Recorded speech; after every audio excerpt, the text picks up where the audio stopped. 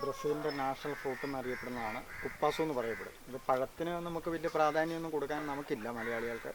പക്ഷേ ഇത് ബ്രസീലുകാർക്ക് അവർ national fruit എന്ന് പറയാനുള്ള ഇതെന്നാന്ന് വെച്ച് കഴിഞ്ഞാൽ ഇതിൻ്റെ എണ്ണയിൽ നിന്നാണ് ഇതിൻ്റെ കുരു ഇതെടുക്കുന്ന ആ കുരുവിൽ നിന്ന് എണ്ണ എടുത്ത ആ എണ്ണയിലാണ് ഇവരുടെ പാചകം മുഴുവൻ നടക്കുന്നത്.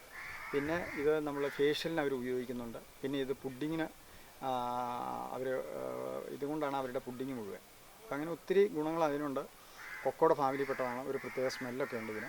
ഏതായാലും നമുക്കിത് വിളഞ്ഞ് തന്നെ പഴുത്ത് ചാടണം, മരത്തിൽ നിന്ന് നമുക്ക് പറിക്കാൻ പറ്റത്തില്ല. ഏതായാലും കുപ്പാസ് നമ്മൾ പൊട്ടിച്ചു. പുറന്തോടിന് നല്ല കട്ടിയുണ്ട്. മൂത്ത് വിളഞ്ഞ് താഴ്ത്തി ചാടിയാൽ മാത്രമേ എടുക്കാവുള്ളൂ. കൊക്കോയുടെ പോലെ തന്നെയാണ്.